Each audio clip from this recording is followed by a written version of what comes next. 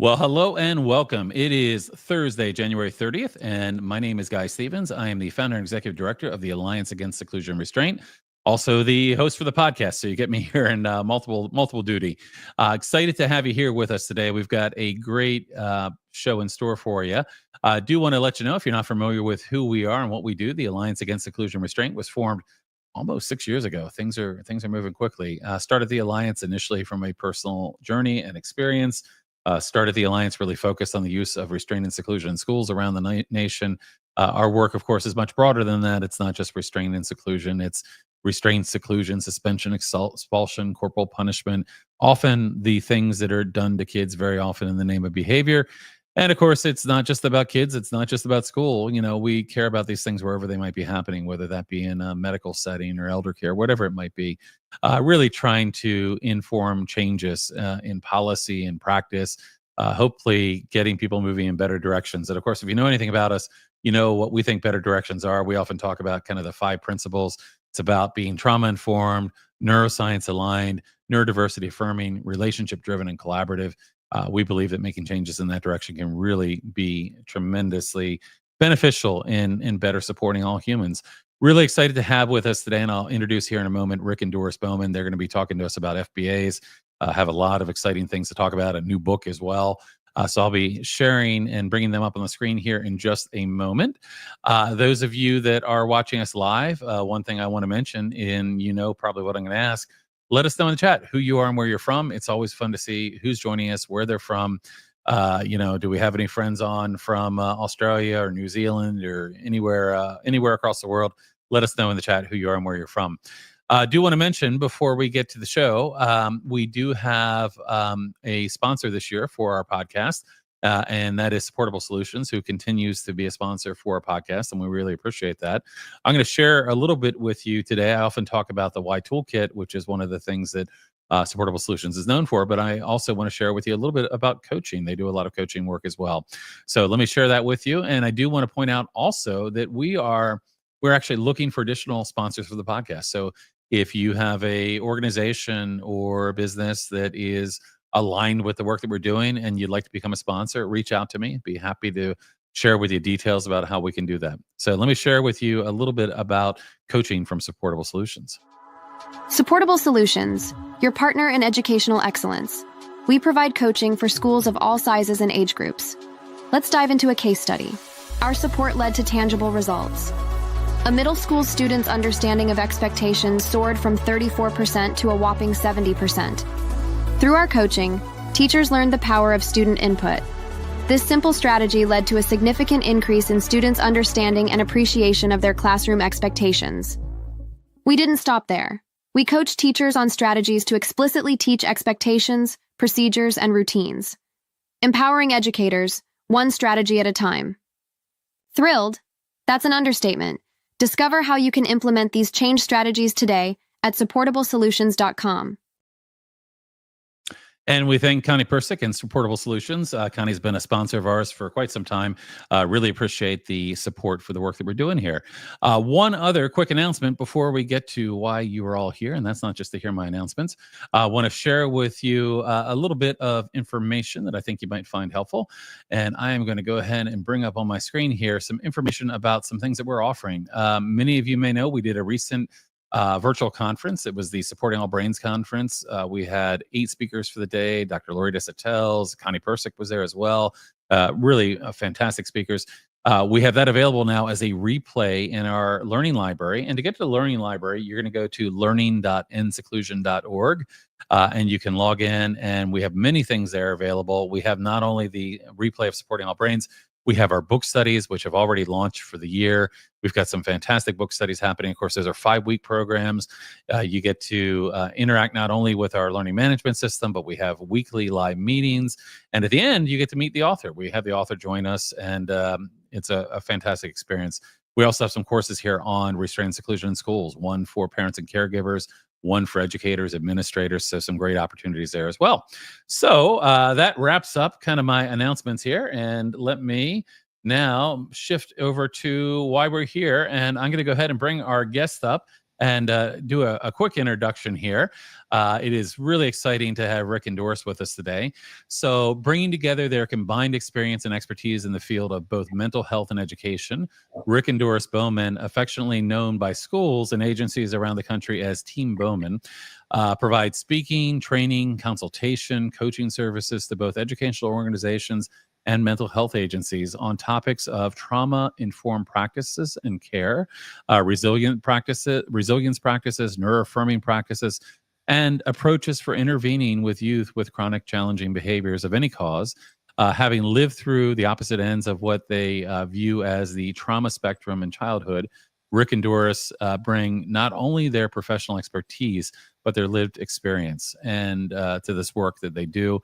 Rick, having grown up in the Hot family that was marked by violence and abuse as a result of his father's own post-traumatic stress disorder from serving 4 years of fighting in the Philippines in World War II, his mother's mental health diagnoses of schizophrenia, and Doris in the Cold family, where she experienced invalidation of feelings and emotion altogether, and the trauma of having 9 family friends, adults and children, murdered down the street when she was just 7 years old. And her family never speaking about what had happened. So coming here with a lot of background, but also a tremendous amount of lived experience. Rick and Doris have been former speakers at the Attachment Trauma Network's Creating Trauma-Sensitive Schools Conference since 2020. And that conference is actually just around the corner next month. We had Ginger Healy here just a few days ago to talk about it. They are requested speakers at numerous national and statewide administrator, educator, child-serving conferences, including special education, annual principal-specific conferences. They've been featured speakers at the Innovative Schools Summit, Differently Wired Trauma-Informed Conference, SDAC. In fact, you're just getting back from that, as I recall, Bridging to Resilience Conference, the Trauma-Informed Relationship Focused Schools Conference, the Pacific Northwest Special Education and Law Conference. Do a lot of speaking out there. And now you're actually working on something really exciting. You're in the final stages of preparing to release your first book, which is exciting. And you're doing some amazing work on that. And of course, the book is titled Your FBA is a Fantasy, a Guide to Making Trauma-Informed Neuro-Affirming Practices Actionable and Aligning Our FBAs and Behavior Plans Accordingly. And that is a huge issue of concern for many of the people that are part of our audience here. And just so you know, we've got a really amazing audience and really diverse. We've got a lot of parents and caregivers. We have teachers, administrators, paraprofessionals. We have a lot of occupational therapists, speech language pathologists, really a lot of different people coming together to work towards solutions, which I know is what you're all about. So Rick and Doris, welcome so much, and thank you so much for joining me today. I know you've had a busy couple of weeks here out training and sharing your knowledge with people, so I really appreciate you making the time to join me today. Absolutely. We're glad to be here. Yeah, thank you so much for having us. Absolutely. You know, it's such a you know, I think such important work, the work that you're doing, and to me it's so important that we amplify and that we share and that we find things that we can improve and make better. And I know that your work is very focused in that area as well. So really appreciate this. Do want to invite people that are watching live, if you want to, in the chat, let us know who you are and where you're from. And somebody already jumped on and said that they are fans. So you've already got a fan here, which is great. Thanks for joining us. We often have people from all over the world that jump on these, so it's a lot of fun to sometimes see where people are coming from. So before we get into talking about oops, and we got another hello here from New York. Before we get here talking about kind of the topic, your FBA is a fantasy, I want to know a little bit more about you. And of course, you both shared some very personal experiences kind of in your bio, and but I want to talk a little bit about kind of what brought you to where you are now and the work that you're doing. Obviously there's early lived experience that you had, but what kind of got you moving in this direction towards education and mental health? So Doris, why don't I start with you, if that's okay? And I'd love to hear from both of you. And what I really want to hear then is how these paths collided and the two of you became a team. Yeah, absolutely. Well, my background is really almost exclusively in education. But I was going to be a second grade teacher. I did all my student teaching in second grade. And then the first district that we ended up in, where Rick took a position as an administrator, I went in to sign up to substitute teach because school was starting in just about a week. And I mumbled something about having been a long-term substitute in special education. And the next thing I knew, I was in the special ed director's office in about 2 seconds. I was doing an interview and I was a middle school special education teacher. So it was kind of being thrown off into the deep end for me. I didn't even substitute middle schoolers. They scared me. And so I took that position. And from there, then my second position, after 4 years running kind of a traditional resource room, was asked by another district to run a middle school social, emotional, behavioral, mental health, everything program, for the kids with kind of the biggest behaviors. And so I had no experience in that. I asked them if I could think about it for 48 hours. And as soon as I hung up the phone, I knew that that's what I was supposed to do. And so I took that position, and it just really turned the course of my career. So fast forward about 20 years of mostly running those types of programs. My final program that I ran during my initial period running that program, which was another middle school program, I first encountered the CPS approach. Attended a training, thought, yeah, this is okay. And if you would just say what CPS is, because sometimes people think Child Protective Services. Yeah, That's sorry. right, that's right. Sorry, yeah. So the collaborative problem solving approach. And we, at first I understood it as a behavioral approach. And then I saw a presentation in which Dr. Bruce Perry was co-training, and he was sharing about the neuroscience behind the approach. And it took about 5 seconds for me to decide I was going to become a trainer. So, because after having done this work for 20 years, I knew this was different. And so, so that I think kind of was the start of our shift really for both of us, because I kind of, got him involved pretty quickly. But then after becoming trainer, starting to do collaborative problem solving trainings, began to develop our own trainings. And actually this was the first one. This is our 9-year-old child. And so, and it's getting ready to be born into, I know, form, right? I won't tell you how many years ago we started writing that book either. Yeah. There's quite a few. But from there, we gained some other certifications. We started really integrating, most of our trainings aren't exclusively one thing. We're not there to sell somebody a model. We're there to really integrate the best of what we know about trauma-informed practices and resilience practices. And for whatever that particular audience or group is, right, to tailor it to what they need. So this particular training and book obviously are designed more tailored toward folks that write FBAs and behavior plans, although I feel like every general ed teacher who has to implement a plan needs to know and understand the same information. Yeah, great. So that really is how, for me, it was the passion of seeing the kids that I got in my programs and the suffering that they were going through. And especially for me, it's about identity. It's about identity and the way in which our conventional discipline practices shape a kid's identity. And to me, that has a life-changing effect. And so if we can get these shifts to happen, we can save these kids from feeling like they're one of those kids, and that becomes their identity, that I don't belong, I'm not part of the group, Right. And we know that happens.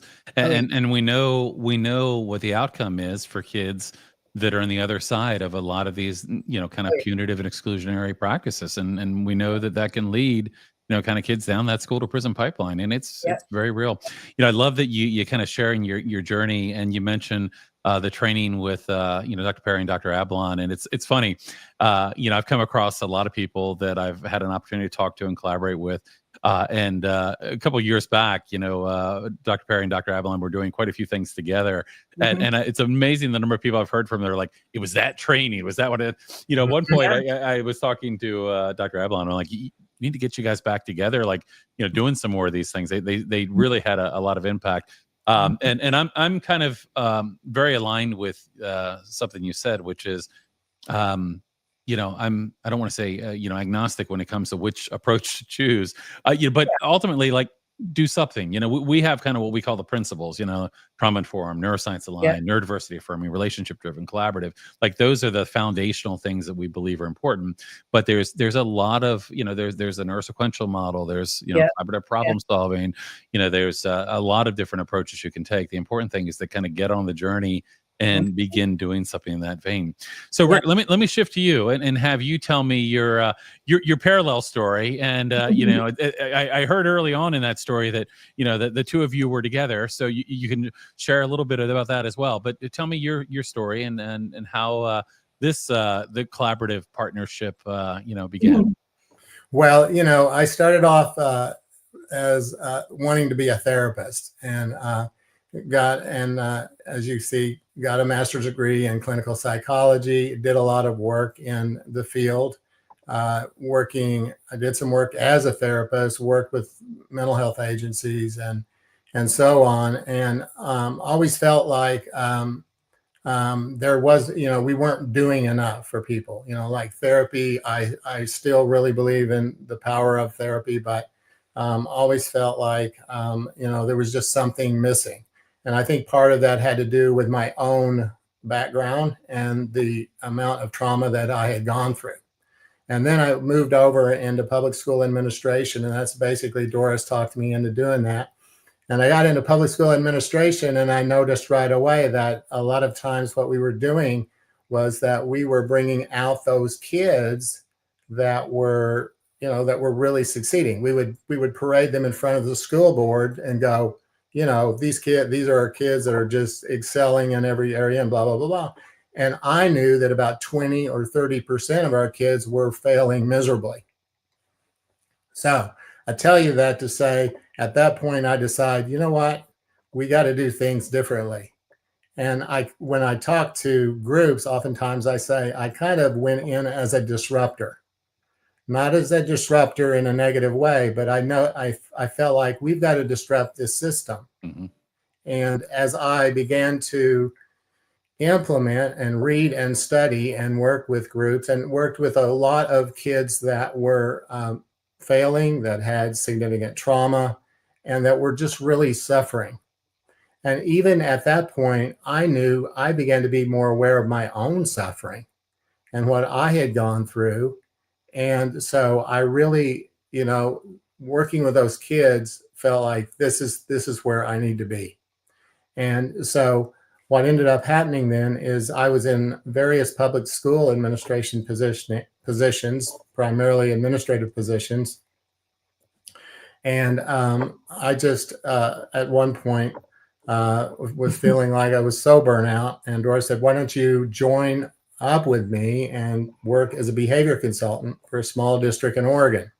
And so I decided to do that. But what I wanted to do at that point was still really work with those kids that had the most trauma and toxic stress in their life, and then figure out, like, what can we do? And what can you do and not have to be a therapist to do it, to help children heal from trauma? Yeah, fantastic. I find that so many of the people that we probably both work with here that have been on this journey have their own journey and understanding of trauma, and I think it's so important that we understand the lived experiences that we bring to this, and the knowledge that, and it's not, I mean, having the traumatic experience does not, necessitate that you're going to be able to take this knowledge and then not only apply it to others, but apply it to yourself. And I think that's an important journey. So I appreciate you sharing that.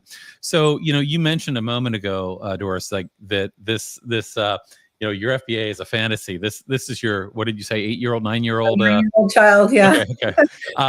So you've been thinking for quite some time about FBAs and behavior plans, and of course, I've got a lot of thoughts, and I'm sure you have a lot of thoughts on behavior and kind of the places that we sometimes are focused, and the fact of the matter that truth be told, many of the things that we're doing are not working for kids that need our help the most. And you've been probably having this revelation for quite some time as you saw some of the children that you were working with and supporting and some of the approaches not working. So what is it that kind of started you down this journey of kind of critically looking at functional behavioral assessments and recognizing that they were sometimes not effective and not working for kids that needed help and support?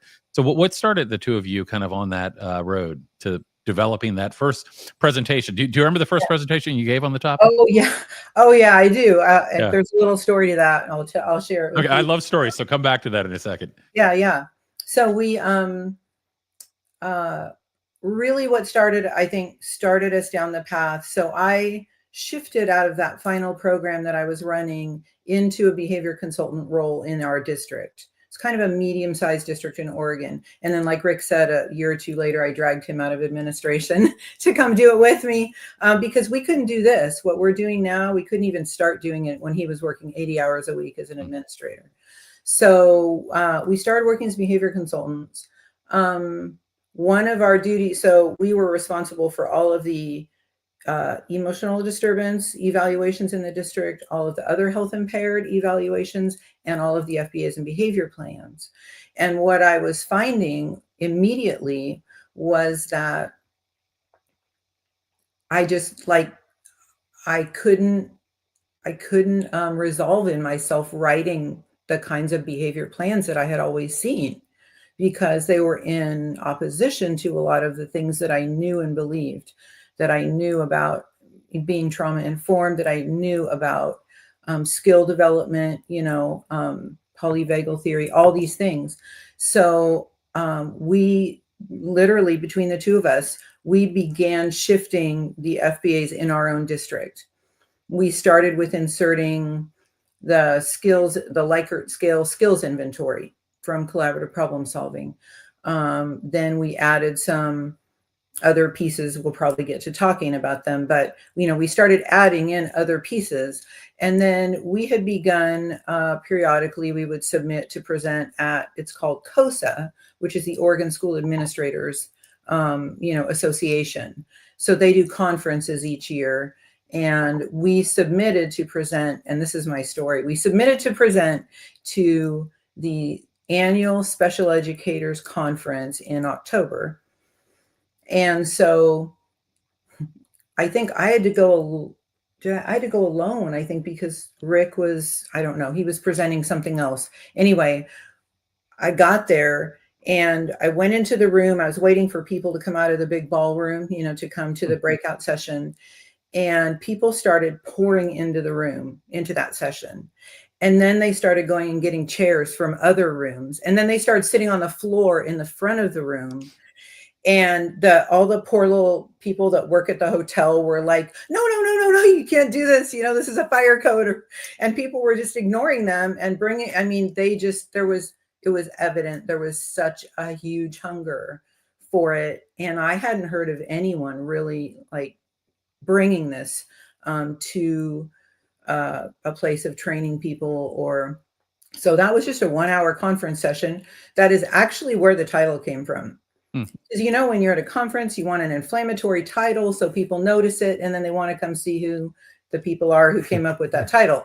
So that is actually how that title originally came to be, and then it actually gained a much deeper meaning over time, and we kept it. But that's kind of how it started. And then we moved it from being a 1-hour conference session to a full day training, developed a template for the FBA and behavior support plan. And here we are now, finally, with the book finally completed. And, and doing we just did one of these trainings, not just a week or two ago, and we've got another one coming up about a month from now. So, yeah. A lot has happened for sure. Yeah. So Rick, let me transition over to you for a moment. And you mentioned kind of being a disruptor, and I mean, I think that's important, right? I mean, systems are designed to kind of continue to go forward in a certain direction, and changing that direction really takes intent. And sometimes takes a disruptor, takes somebody to say like, hey, this isn't working. We've been doing this, but it's not working. So, and sometimes people are resistant to disruption because this is how we've always done it. This is how I was trained. As you began to go out there, and again, you had this title, your FBA is a fantasy, and began to challenge. And I'm going to guess, and maybe I'm wrong, but I'm going to guess that from the presentation that was first delivered to today, things have probably continued to evolve. You probably brought in more pieces to this, but I'm guessing you may have had some pushback or some resistance, or, certainly you hopefully had a lot of curiosity, but how did you navigate that? Were you finding people that were resistant? This is the way we've always done it. Tell me a little bit about your experience there. Well, it's interesting because people are always asking kind of that question, even today, right, at trainings, and say, if I go back to my school, I just had your training and I really appreciate it. And I really want to use some of the strategies and interventions that you've talked about. But I know that once I get back to my school, there's going to be people that are going to go, no, I'm not going to do that. So how do you get them on board with that? And really, you use trauma-informed care. I mean, you build connection, right? You build relationship first, which is, because you practice the things you preach, right? I mean, that's so important in all of this work. Like if you're not building that connection, if you're not building trust, if you're not letting someone, helping to someone else to feel safe and seen and heard, you're not going to have any success with this, right? Absolutely. I mean, if you go directly at someone's belief system, you're probably going to dysregulate them. Right. I mean, because that's they have believed that for many years. So building that relationship with them, building connection with them. And then I think the other thing is to help them understand that what we've been doing over the years with children and how we've worked with them has not really, let me put it this way, has focused too much on going directly at the cortex. In other words, knowing that we have to regulate the lower parts of the brain first to go at the cortex. Right. And to gain access to the cortex. And I joke with educators and say, what is your job? Your job is basically, isn't it really to gain access to the cortex? Because without that, you don't get learning to occur.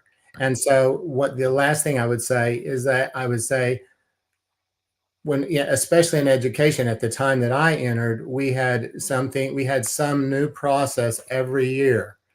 But it was based on theory. And I was like, guys, I don't want to talk about theory. I want to talk about the neuroscience that is growing by leaps and bounds, and how we can use the neuroscience to change the nervous system.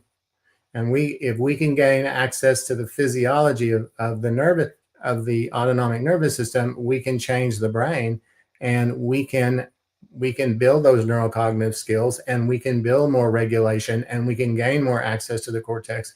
And that's when you're going to see behavior decrease and learning really increase, right? Yeah, I love that. And I kind of love you. We're kind of walking through, I kept thinking Bruce Perry, regulate, relate, reason, right? Right. We want to get up to that cortex.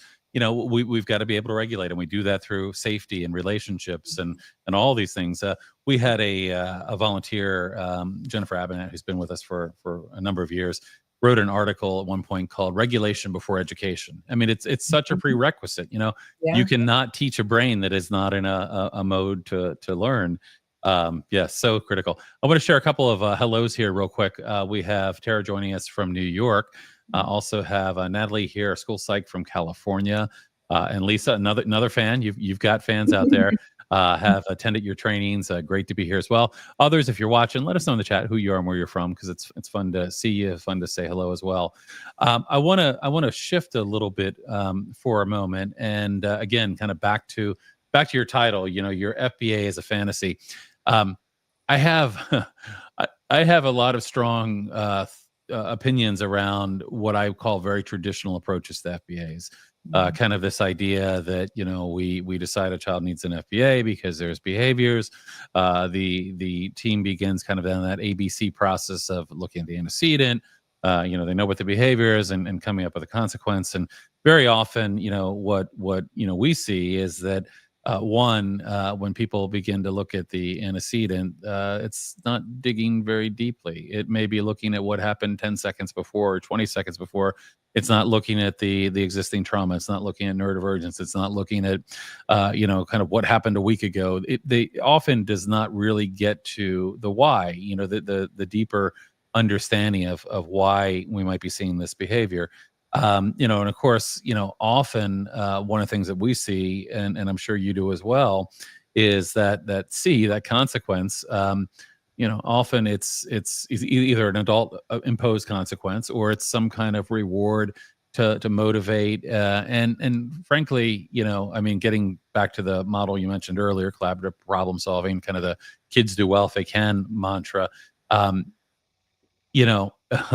It doesn't really get at helping to develop that skill, that ability, understanding what's getting in the way, understanding the sensory challenges that might be there. It doesn't really get to, and as a result, there are a lot of FBAs that are done that lead to behavior plans that are entrenched in a lot of rewards, a lot of other things. And I happen to be in kind of the Alfie Cohen side of a lot of the reward kind of ideology. And in fact, you find that these approaches aren't really working for kids with a trauma background, neurodivergent kids, the kids that really need the help the most. So it seems to me, again, in my worldview, a lot of the common ways of doing these things aren't working. And your title kind of echoes that as well. Your FBA is a fantasy. Tell me more about that.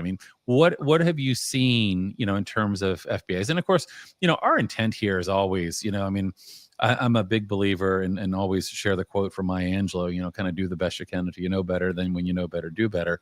None of this is a critique on how people are doing these things now as much as it is, we've got information. We can do better now. We can bring in trauma-informed approaches. We can bring in neuroscience. So, but with that as a foundation, tell me about some of the things that you see that kind of fall into that category of fantasy and why you think some FBAs are really a fantasy. Yeah, absolutely. Well, I can tell you that the FBA and behavior plan that led to the creation of this full day training, we were going to train for a district in Southern California. I won't name them. And I said, hey, could you, we were doing a different training, but we were going to be talking about FBAs and behavior plans a little bit. And so I said, hey, could you send me an example of one of your behavior plans? I'd like to take a look at it. And, and we tend to typically think of that area of the country as pretty like forward thinking and progressive and things like that. The behavior plan that we got for a 7-year-old little girl named Ruby, her goal was that she would accept predetermined consequences without having a meltdown. That was her goal, right? That was her goal. And actually, I told our partner in Southern California, who happens to be the first person who commented today, has a nonprofit in Tustin called Helping Behaviorally Challenging Child. I said, either I light myself on fire on the biggest street of Orange County, or we get a training going on this because something has to happen. And so, typically the things that we see, like you said, they're based on a certain set of understandings that we all were ingrained in our educator programs for the most part, or school psych programs, whoever's writing it. But, the behavior is a function of its consequences. So then you're going to live in this circle of behavior consequence. And with regard to rewards, as you said, one of the things that Rick and I try to help people do, we try to give them ways of remembering things, right? And one of those is we consider it a threat of a reward. For a kid who has a sensitized stress response, a reward can often be a threat of a reward, meaning you have, even in offering a reward, you have activated their stress response system and too high of a dose of stress. And, we've all seen a kid who you say, oh, well, if you do this, this, this, you get to do Fun Friday, on Friday afternoon with all the rest of the kids, but they already know they're not going to get it because they already know they lack the skills and the self-regulation. And so then what do? Like 10 minutes later, they blow it really big to get it over with. And it's just our traditional plans often become the trigger. Yeah, no, absolutely. I mean, some of the, I can even take this back to a personal story of my own experience and my son, but some of the biggest meltdowns that we hear about from the families that we work with come from a reward that never, materialized. A child worked, was working really hard all day long to get this, or, and a lot of the things that we do, when you really begin to think about them and understand that, well, gee, imagine what it would be like to have to carry around this behavior tracking sheet all day and then have conversations about how poorly you did and then take it home and have another. I mean, we would get home the wrinkled up, crumbled up, torn up, taped together behavior sheet. But imagine as an adult having to do that, having to carry around this, oh, yeah, I didn't do so well here and I didn't do so well there and I didn't meet anybody's. Imagine the internalization of the feelings that you begin to have, and then the self-fulfilling prophecy of feeling like, oh, I'm never good enough. I'm always failing. I'm the bad kid. That internalization is so harmful to kids.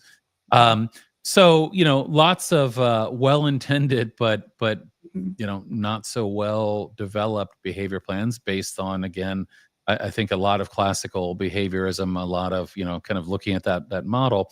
Rick, why don't you tell me a little bit about kind of what's different about the approach you take? So, the two of you over time have developed, this approach to helping people to develop more meaningful functional behavioral assessments. They're going to help them, really understand and change things. Tell me some of the elements of kind of the plan and that you train people in. Yeah, I think the biggest and most important element, perhaps the most important element of our plans, is that we always say you've got to have a proactive regulation plan. Whatever you do, you've got to, in other words, you're going to have a plan to help that child get regulated before they enter the classroom. Because most of these kids, after a while, they're probably, before they even hit the door of the classroom, their stress response system is activated too high. And so, especially when they go into a classroom like you just described, where they failed over and over and over and over and over again, now they're associating that, the nervous system is associating that classroom with just stress, and right? And so what we really work toward is, let's figure out a way where we can proactively work with the child on working with their nervous system before they actually go to the classroom. So we want to work with them proactively to get regulated and build that regulation. And then we want to plan during the day to stay regulated, to help the child stay regulated, and then help them re-regulate if they get dysregulated. So they don't have to show all of this behavior. And we're always working on helping them regulate the nervous system in a way where they can access the cortex and start building relationship, building connection with others, and being able to really engage in learning. Mm-hmm. Yeah. And even just, I think so much of this, comes down to adult understanding as well, right? Understanding behavior, even evolving kind of the idea that a lot of what you see, these are stress responses.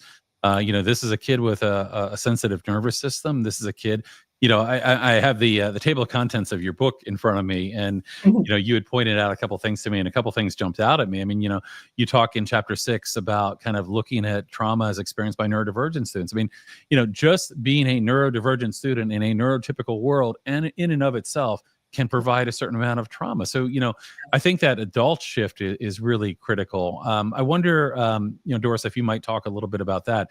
I mean, sometimes what you see in a classical behavior plan is everything is on the kid.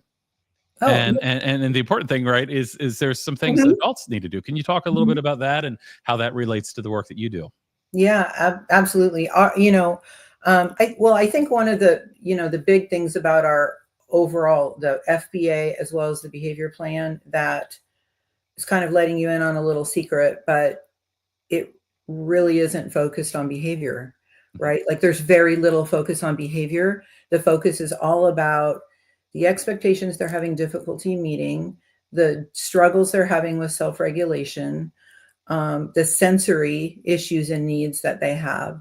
And so, it's interesting. We really felt like, we wanted this book to address the different need of neurodivergent students, as well as students that we might typically think of as having trauma and toxic stress. And so we were weaving it in throughout the book. And then, we had a few colleagues do some review for us of the book. And a mom of a neurodivergent kiddo said, I think you guys need to be more explicit about it. And so we really endeavored to do that. And, I think it's just, yes, helping staff to recognize that the way this child is experiencing and perceiving the world, if that's activating their threat response over and over and over again, and they're feeling a sense of threat, that is the definition of toxic stress. Mm-hmm. So if they're feeling their nervous system become overwhelmed because of noise, because of sensory thing, whatever it is, and then we're discounting that, we're invalidating that, that's trauma. Mm-hmm. And so, I think that, and then also kind of just, I did a lot of reading on this, obviously, and drew from my own experience, but for these students socially also, like, can the way they're perceiving others, or the way they, maybe have difficulty connecting with peers, or any of those types of things also can be a big source of distress. And, but it's mostly, I think, a lot of that comes down when we're talking about things that in an ordinary classroom for a neurotypical kid are not a big deal, but for a kid who's neurodivergent, they are. And then we're not validating that. To me, that is the biggest, like, that's the core issue for our neurodivergent kids, is that the bar, we say this in our training, the bar for whether a child experienced an event or some events as traumatic is simply this: they're showing us that with their behavior. Right? There is no other bar. We don't get to decide, right, if it's traumatic. Like if they're reacting in a way that tells us, hey, my nervous system is experiencing it this way, then that's our bar. Yeah, absolutely. I think even kind of through the lens of, neurodiversity affirming, kind of understanding and supporting individual differences, not holding everyone to a standard that doesn't make sense, and very often, things get kind of pushed through that neurotypical lens. And there's a lot of things that get neglected. I mean, I always think about, kind of the environment as well. And, to understand why somebody might be having a difficult time, why they might be having a hard time meeting expectations. It's not just about understanding them, but it's understanding them in the context, right? Yeah. I think, I've often felt like, in many places that OTs are occupational therapists are not leveraged to the extent that they could be in terms of helping to figure out, figure out. I mean, it's curiosity, right? I mean, so much of this needs to be about curiosity. It's not just about, let's look at the behavior and come up with a consequence so that we can stop this from happening. It's why, Dr. Stuart Shanker, who I love and respect dearly, it's kind of that why and why now, right? Why is this happening? Why is it happening at this moment?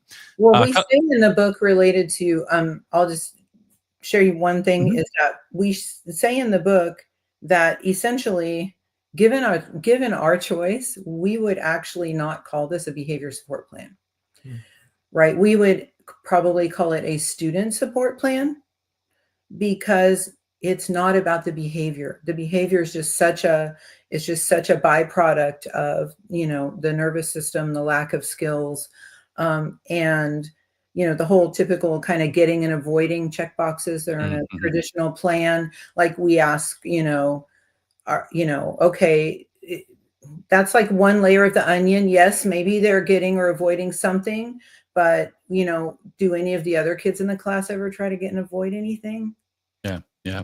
Oh, they do. So what's the difference, right? Or how about us adults? Do we ever, right? And so I mean, we say this explicitly. We say, we don't believe that school systems in general as a whole can make this shift this fast to just change the name away from being behavior support plan, because it's in state law, it's in different things. So we've left it that, but really our intention is a student support plan. Yeah, no, I love that. I've heard others that use similar, terms, and it really is. I mean, I happen to be, not a big fan and pretty skeptical about kind of the functional approach. To think that all behavior relates to a simple function of, escape, gaining access, avoidance, attention. Yeah, I mean, how many times have we heard, oh well, they were doing this to gain attention. I mean, I've listened to these assessments, and they're not getting to the deeper understanding. And when that happens, you're not gonna help a kid. I mean, this really, at the end of the day, is all about, how do we help kids develop the skills, the ability, the capacity, make sure the environment is appropriate. And so often, when we kind of limit things down, I mean, I've made some kind of light, remarks about this, but I mean, it's like explaining that a rocket goes into space because, it wants to get away from the Earth. I mean, there's a lot more that goes on in human behavior. I mean, and I'm a big believer. We of course hear people say, well, behavior is communication. I'll nod my head, but I go to the Schenker end of this, like behavior is biology, right? There's so much beneath our behavior. I mean, it's it's hormones, it's neuroreceptors, it's our stress response system, it's our experiences. There's so much more, and when you kind of simplify it down to a function, sometimes you really miss, I think, so much that's important there. I just wanted to point out we had a couple more hellos here, and Anne-Marie joined us from South Carolina and said, a lot of FBAs are done, fluff, and what well-intentioned. I think there's a recognition that, okay, well, here we have behaviors that are concerning us, and we need to develop a plan. But very often that plan is not informed by some of the things it really needs to be informed by, to be something really helpful. Wanted to ask you. I don't know if you. I'll just ask you. November, was it? The U.S. Department of Education put out some guidance around FBAs and BIPs, and I printed that out yearly, and I read it, and I had some hopes as I was beginning to read it that I found to be extinguished pretty quickly. And that was that it might be forward-looking and might be beginning to really think about some of these things that have been missing for so long. And in my estimation, it seemed, the kind of business as usual. It was the same old. And, again, I think, I know hardworking people that were with the department working on things like this, and I appreciate the efforts that were there. But when I saw it, I felt like, oh, this is not forward. This is not moving forward. Did you have any thoughts on that, or? Well, Rick, I can tell you're ready to go. Yeah, I'm ready to go. Again, I mean, we've already talked about this, but when I read through it as well, I've looked at it, and I agree with everything you said. It looked more forward thinking and things like that, but the focus is still on the behavior. Right. And as long as what we focus on grows, right? Right. And this has been the focus in our education programs and things like that. And I mean, we're so focused on the behavior instead of focused on why can't the child meet our expectations, like you said earlier. What is happening inside of them? What has happened to them? So that our FBAs and behavior plans are obviously focused on expectations. What skills does the child need to build to be neurocognitive skills? How do we build those skills? How do we create predictability? How do we predict rituals or how do we build rituals and routines so that what we're always doing is we're working on the nervous system, and the focus is always on what is a child unable to meet? What are we asking the child to do that they don't have the skills because of either their nervous system is so dysregulated or they just don't have the neurocognitive skills? And then how do we help them build the skills? Well, and I think to your point that you made earlier, Guy, about, it's always about what the kid's going to do. One of the big differences, I think, in our template is that when you get to of course, there are hypothesis statements at the end of the FBA, and then we move those hypothesis statements down, and those statements are no longer about because they're trying to get this or avoid this, right? It's like they're having this difficulty because of this lack of skill or self-regulation and things like this. But when we get to the hypothesis statements then in the behavior plan, the whole section underneath that, right? It's like strategies, options, supports, things we're going to provide the child, right? It's all about what the adults are going to do. It is essentially, I was trying to think of a way to frame it. Really, it's like, it's a plan for how are the adults going to appropriately meet the needs that the child has to enable them to become able to meet our expectations.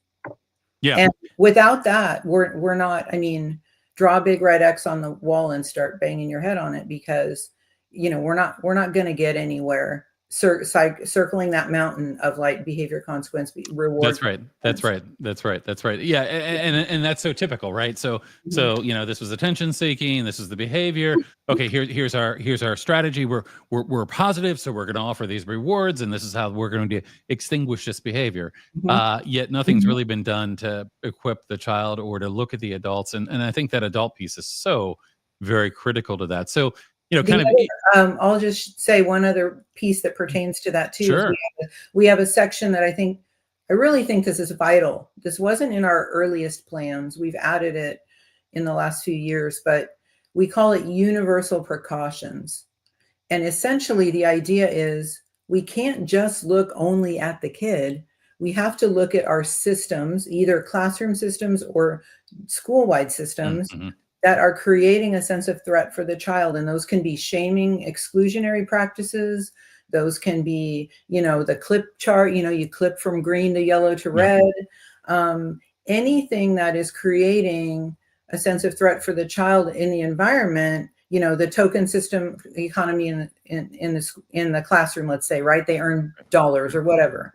And so in the FBA, we look for those. What could potentially any systems that we're using be impacting this child? And then in the behavior plan, support plan, it is then how can we address these in a way so that we're ensuring that we're not activating this, like we aren't the cause, right, of the behavior by activating them in negative ways. So, yeah, well, and that's such an important point, and probably very overlooked, because when you look at an FBA, you're looking at a child and a behavior or a handful of behaviors. What you're often not doing is really reflecting on the practices that are in place. The things that you mentioned, and it really it's upsetting to me to think that things like the stoplight charts, they're still out there in schools. I feel like at this point, like everybody should know that's a bad practice, but these things are still out there. Sometimes they're repackaged, even using technology where you've got, kind of these incentive programs and whatnot. So tell me a little bit. I'm assuming, and I may be wrong, so you can correct me if I'm wrong, but in addition to speaking, you do some consulting as well. Have you worked with schools that kind of look at some of their whole school approaches and how to reshape those? And if you have, tell me a little bit about that, because that's really important. If you're doing these things universally, and again, well-intentioned, but not effective. And, again, I look at things like, and I don't want to put you on any spots here, but, things like PBIS and, it sounds great. It sounds like a basket full of puppies, positive behavior interventions and supports.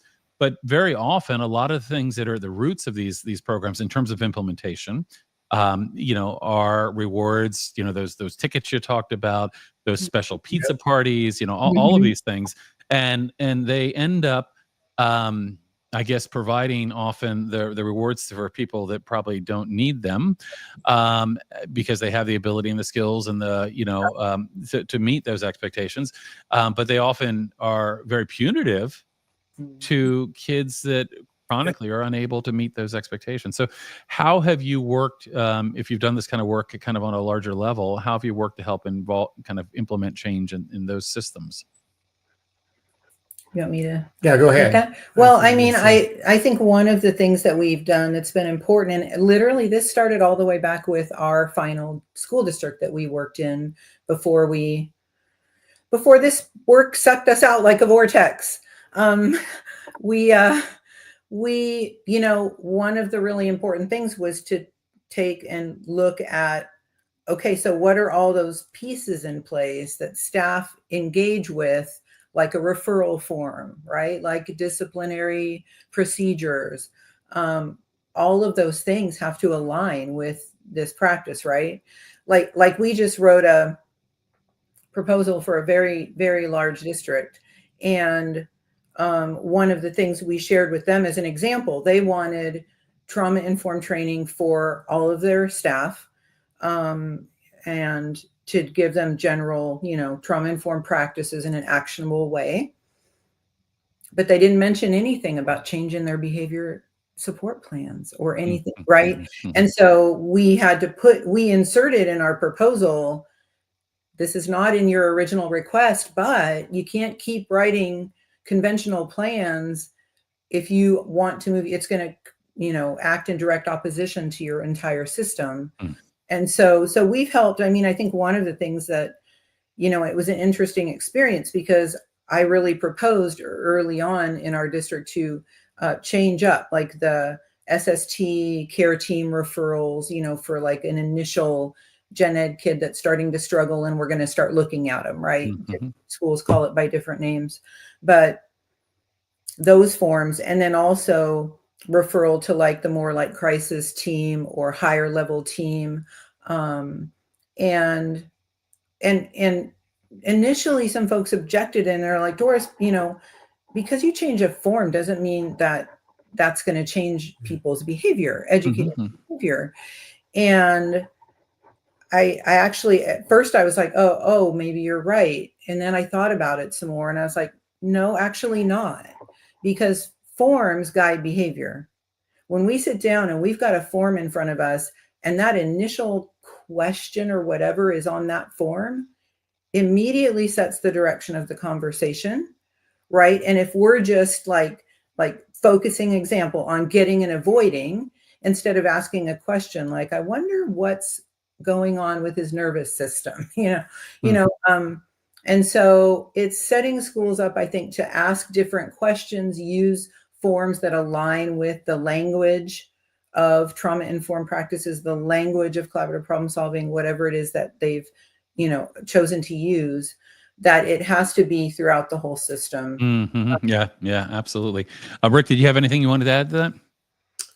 Oh gosh. Well, I was just thinking about when I started using PBIS in schools, and I was my at first administrative licensure there was a lot of PBIS training, and I was working as an assistant principal in a high school, and we were talking about bringing it into a high school, and it wasn't working. I mean, it just wasn't working for that 20 to 30% of kids at that school that was, that was really struggling.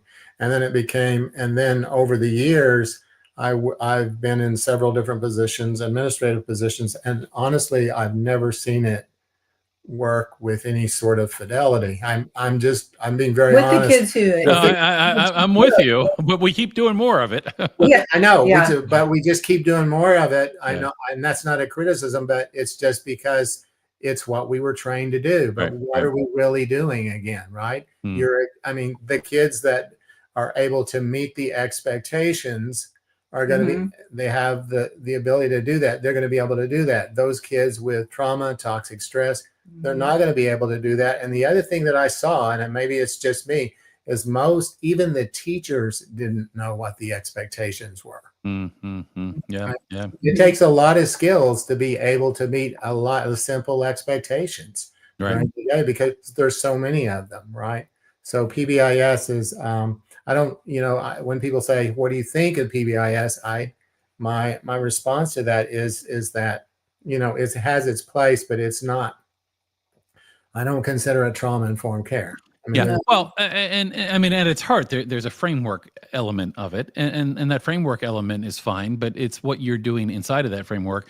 And very often, and in fact, I've had people try to, kind of, okay, well, we'll take another look at this, and very often at the underpinnings is a lot of behaviorism.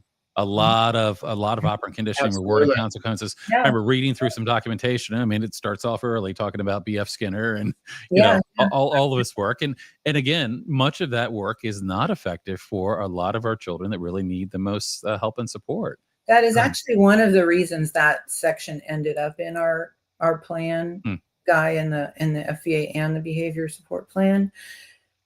That universal precaution section really calls for the adults to, okay, if that is your system in your school, how are we going to be flexible and modify the system to meet where this child is at, right? Like, how do they experience the same success that the kids that this comes easy for, right? That they were born compliant, right?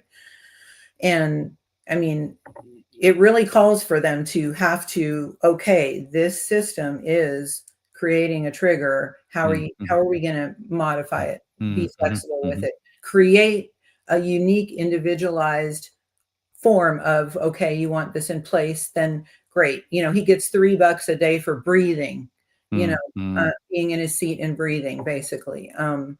So you work within that system until folks are ready to move forward. And you need flexible adults, because an inflexible child or an inflexible adult always goes in one direction, and it never works. I just want to pause for 1 second, and we'll get back to you. Anybody that's watching live, if you have any questions or comments, feel free to put those in the chat. We've already rounded around an hour already, so we've got a little bit more time here. But if you have any questions or comments, feel free to put those in the chat. Go ahead, Rick. I'm sorry, I didn't mean to. I was just going to say that we've been into a couple of schools where they've had specific expectations on the walls of the school for all the different environments, different areas of the school, and that's great, right? That's really good. Be respectful, be responsible, what does that mean anyway, right? Most kids don't even. But the thing is that that's good, and we like that.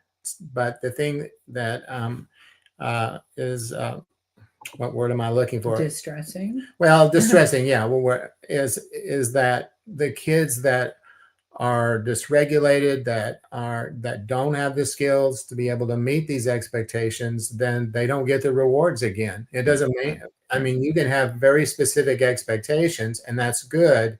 But again, if I don't have the ability to meet those expectations, the skills to do it, then I'm not going to get the rewards, and I'm going to be one of those kids. Right. Well, and I mean, I again, kind of lean probably more on the Alpha Cohen side of rewards. That rewards in and of themselves aren't necessarily what we need to be doing. These kids need connection. They need safety.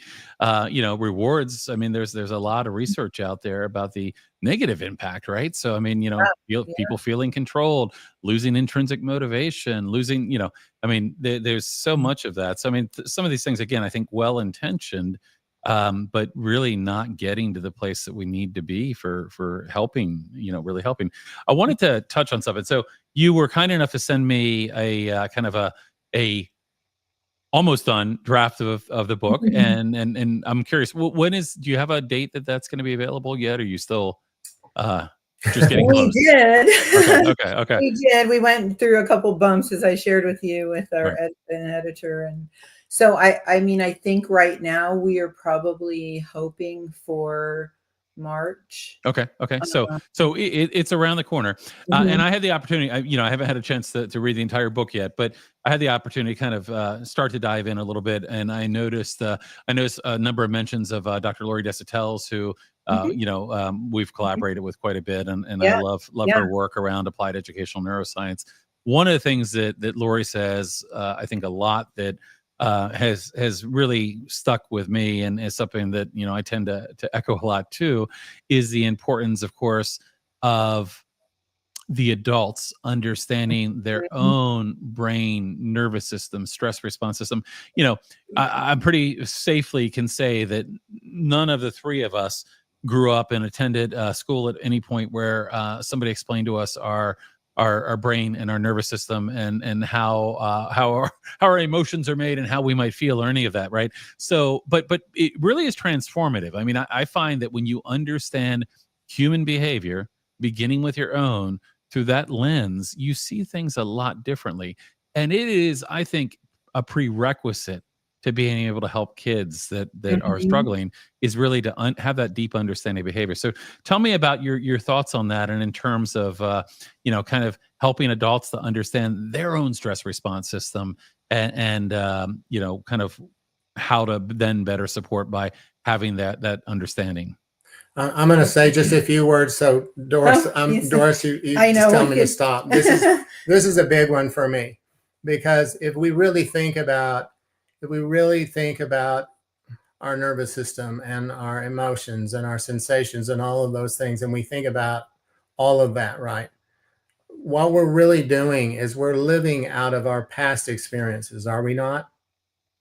We're living out of our past experiences. And if we don't help children and other adults, and we as adults build new baselines for our emotional states, our sensation, our thinking, right? Create more heart-brain coherence.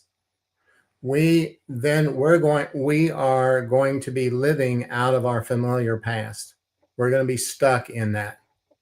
And so for me, that is such a big deal, because it's like, if we don't help these children, and a lot of this is about us working on ourselves. We can't really help them unless we work on ourselves. We can't build connection with them. We can't create a felt sense of safety for them unless we are working on ourselves. And we may perpetuate things that were done to us that harmed us, if we're not having that kind of reflection and thought. I mean, I think back to Dr. Perry's book with Oprah, kind of what happened to you.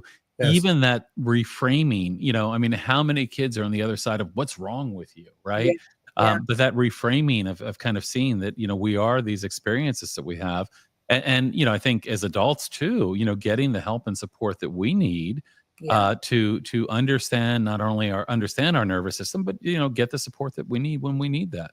Well, before COVID hit, Guy, we were starting to really recognize that when we would go out and do trauma-informed training for schools, what we would hear from the administrators was, my staff have really shifted from being resistant to this to being accepting of it and willing to learn, but they can't stay regulated enough to apply what they've learned when things get challenging. And so we started really recognizing the need to bring, this piece for the staff as well. And so one of the ways that we do that is we're both certified as heart math certified trainers. And so we know, I'm sharing that to say that we know from Heart Math Institute, and they have more than 400 peer-reviewed research studies, but that when we put ourselves in a coherent state, a state where we're experiencing renewing emotions, and there's, simple little 1-2 minute practices, fortunately, that you could do right in the middle of a classroom with your eyes open as the teacher. But that, that can be measured, that your emotion in your heart emits an electrical signal of emotion that can be felt at least 3 feet. They know it's farther beyond your body. So you're students are actually feeling you. Like, this isn't just a woo-woo thing, right? And so and our mirror neurons, and I mean, all of it, all the biology behind this. Yep. yeah. And so in our template, it literally says above the box where all the, like, what strategies are we going to use? We have a little box there that basically says, and the adults will need to be able to stay regulated, because if adults are not regulated, it doesn't matter what practice you use, it will not be beneficial, right? And so we're trying to just, and we weave a bit of the heart math science into every training that we do. Like I shared earlier, like, we bring it all together, right? One of the things we always touch on, it doesn't matter which training we're doing, we touch on the fact of, okay, part of this puzzle needs to be that you're going to help your staff with not just like, not just in the moment strategies, but actually how do they proactively build their capacity for resilience, their capacity for self-regulation, so that they're better able to stay in a regulated state.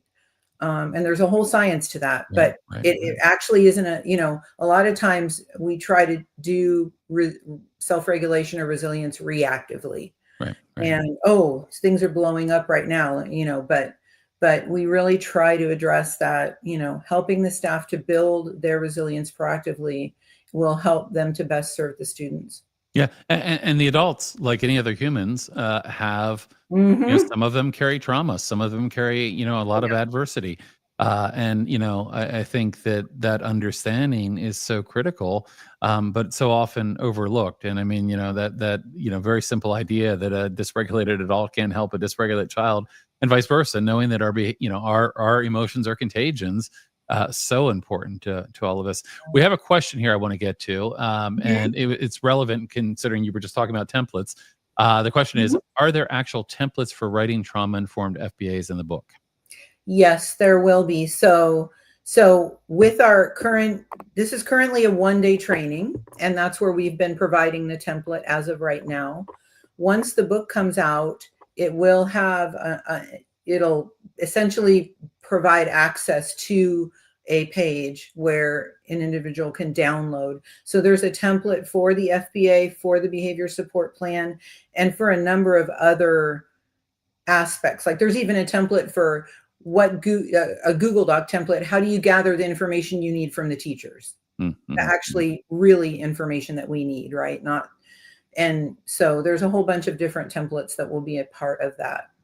Great. So we are just about at our time here, and I'm realizing that we could probably talk for another hour or so. But as we wrap up here, and kind of again thinking about the book, Rick, tell me your elevator pitch for this book. Like, who's this book for? What is your hope for the book?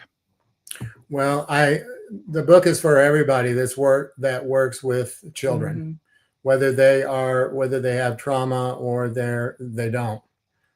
This book it's going to give you a lot of neuroscience that is going to help you understand children that do have trauma. It's going to also give you a lot of very easy strategies and interventions that you can use that will make a significant difference for the child. My big hope is that we know that trauma not only affects our ability to learn, but it affects our physical health. And we know that our children are not only suffering emotionally, but their immune systems are compromised. They're running high heart rates. And we know through the ACEs study, which showed that children that had 6 or more ACEs are at risk for living 20 years less than a child that has 0 ACEs. And I like to tell teachers this, and anybody that's listening, is that you are changing lives by doing simple things, simple techniques, simple strategies. You can change the life and trajectory of a child's life. Absolutely. And that can be so significant. I mean, in changing entire outcomes for kids. You know, I'm going to add to your answer something, if you don't mind, and you can correct me if you think I'm wrong. You know, you kind of mentioned anybody that works with a kid, and I'm going to say anybody that has a child as well. I mean, I think books like this, one of the big values is that if you're a parent, if you're a parent, and you know, I mean, not only are you going to benefit from the things you read in here, but it puts you in a better position to advocate for your child. So if you're a parent and you're going through this process, knowing about this approach, one of the things I love about this, and it's kind of, you know, there's the subtitle here, a guidebook to creating truly trauma-informed neuro-affirming functional behavioral assessments.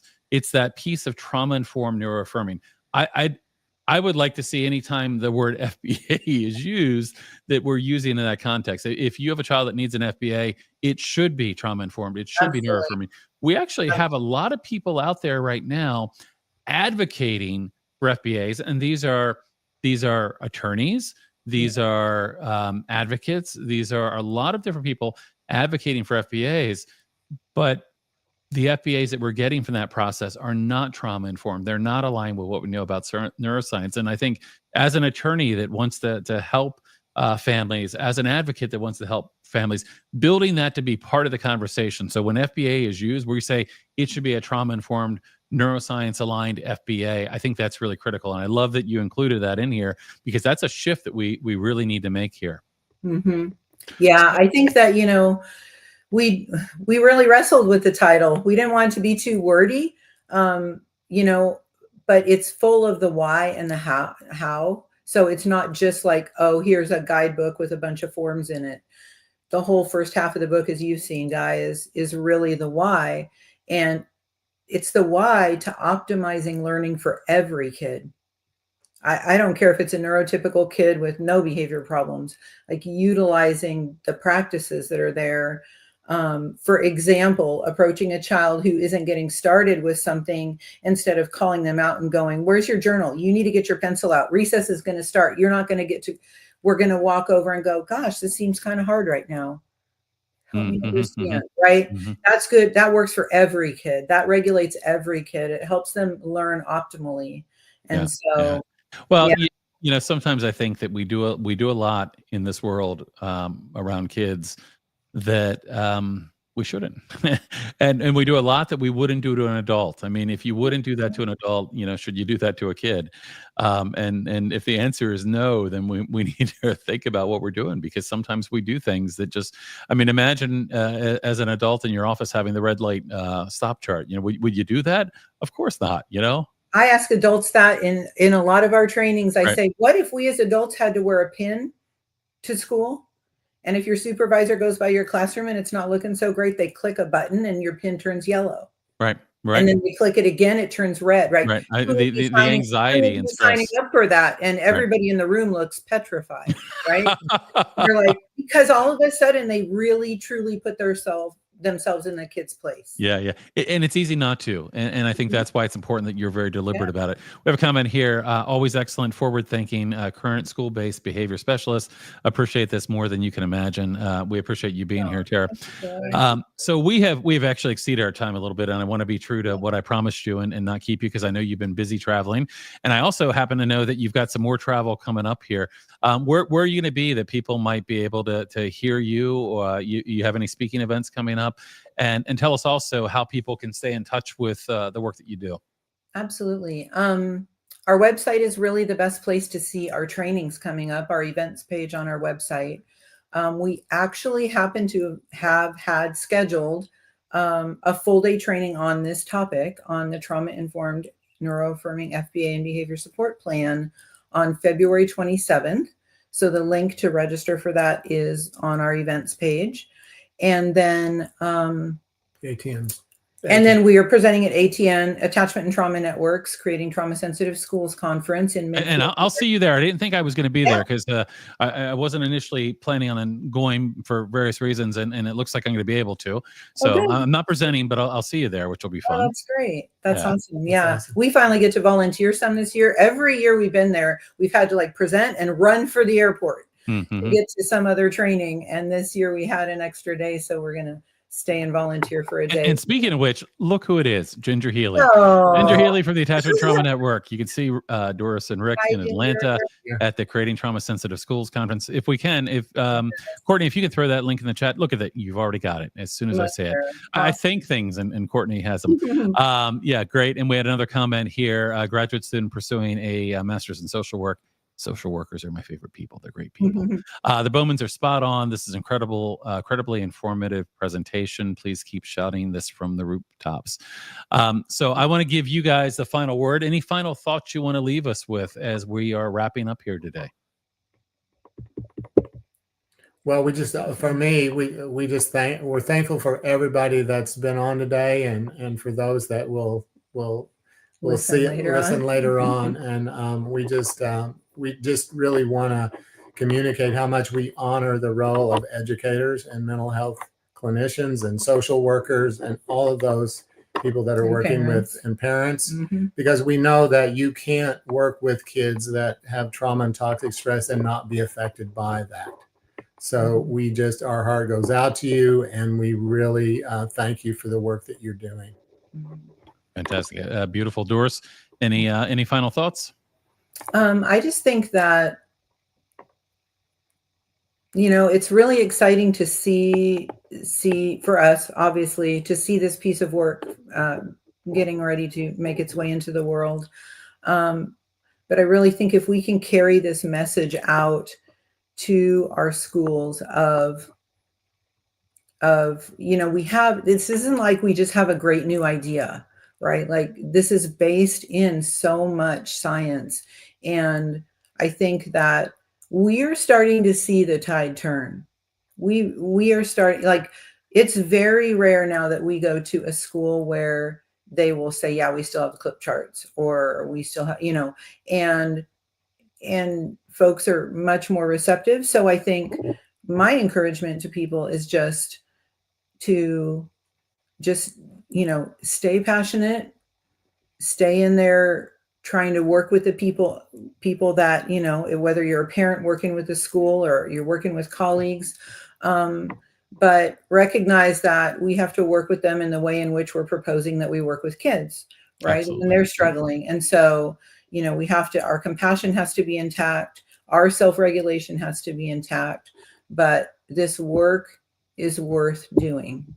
Absolutely. It's worth doing. And so we have such appreciation for you, Guy, for everyone, Ginger, like all of our fellow journeyers, right, that are on this journey together, such appreciation, because it's just, a lot of people just don't know what they don't know. And I really do believe, Guy, they would do better if they knew to do better, majority of people. And so they just need us to step up with being willing to share and advocate for what kids need. Absolutely. I mean, it can change outcomes, and it can change outcomes not just for kids, but for teachers, adults, families. I mean, I'm a huge believer that the same things that we can do to improve the outcomes for our kids will improve the outcomes for our teachers, for our staff, for our families. And I love your be compassionate and be curious, right? Be driven by curiosity. I want to thank you both again. I know you have a busy schedule, and I appreciate you making the time to chat with me today. I'm going to ask you to stick around. We're going to let everybody else go. But again, thank you so much. Appreciate what you're doing. I look forward to seeing you in Atlanta here not too long from now, and look forward to actually getting, I've got my kind of pretend copy of the book. I look forward to getting a real copy of the book as well. And maybe we can have you back on real quickly when that launches and talk a little bit about that and share some more. So thank you so much. We're going to let everybody go. And thank you, those of you. Yeah, thank you. And we will see you guys again here next time.